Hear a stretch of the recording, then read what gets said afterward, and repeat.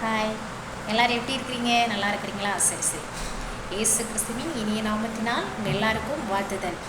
இன்றைக்கி சண்டே அப்படி தானே, நம்ம எல்லோரும் போய் ஆண்டவரை ஆராதிச்சுட்டு வந்திருக்கிறோம். நல்ல சந்தோஷமாக ஆண்டவரை ஆராதித்தோம்.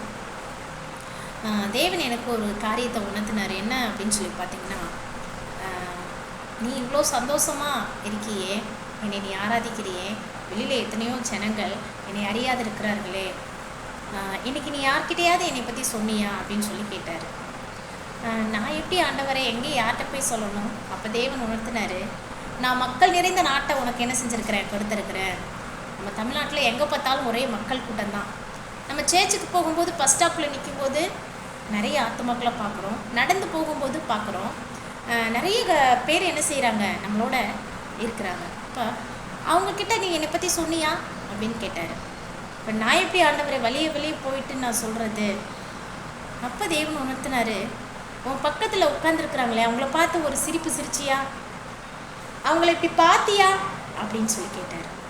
அப்போ தேவன் என்ன சொல்ல விரும்புகிறார் அப்படின்னா, பக்கத்தில் நம்ம பஸ் ஸ்டாப்பில் உட்காரும்போது, நம்ம ரோட்டில் நடந்து போகும்போது மற்றவர்களை நம்ம கவனிக்கணும், மற்றவர்கள் முகத்தை நம்ம பார்க்கணும். அப்படி பார்க்கும்போது தேவனாகிய கர்த்தரை அவர்களுக்கு சொல்லக்கூடிய வாய்ப்பு நமக்கு கிடைக்கிறது.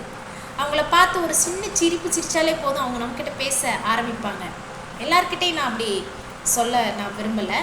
நிச்சயமாக நம்ம அந்த தாகத்தோடு தேவன்கிட்ட நம்ம அந்த தாகத்தோடு இன்றைக்கி யார்கிட்டையாவது நம்ம அவரை பற்றி சொல்லணும் அப்படின்னு சொல்லி நினச்சி போகும்போது தேவன் அதை வாய்க்க செய்ய வல்லமையுள்ள தேவனாக இருக்கிறார். அன்பான பிள்ளைகளே, தேவன் அதை தான் விரும்புகிறார். அவர் வரப்போகிறார். நாமளும் ஆயத்தமாகி பிறரையும் ஆயத்தப்படுத்த அவர் நம்மளை அழைத்திருக்கிறார். யாரோ ஒருத்தர் நமக்காக ஜெபிச்சாங்க, யாரோ ஒருத்தவங்க நம்மக்கிட்ட வந்து சொன்னாங்க ஏசப்பா பற்றி. அதனால தான் இன்றைக்கி நம்ம என்ன செய்கிறோம், நமக்கு எவ்வளோ கவலைகள் வந்தாலும் அதையெல்லாம் ஒதுக்கி வைத்துக்கிட்டு ஆலயத்துக்கு போய் நம்ம ஆராதிக்கிறோம், சமாதானத்தோடு இருக்கிறோம். அப்போ அதே மாதிரி நிறைய ஜனங்கள் இருக்கிறாங்க. அதற்காக தான் நான் உன்னைய அழைச்சிருக்கிறேன் அப்படின்னு சொல்லி உணர்த்தினார். அன்பான தேவ பிள்ளைகளை, இதற்காக தான் என்னையும் உங்களையும் அழைச்சிருக்கிறார்.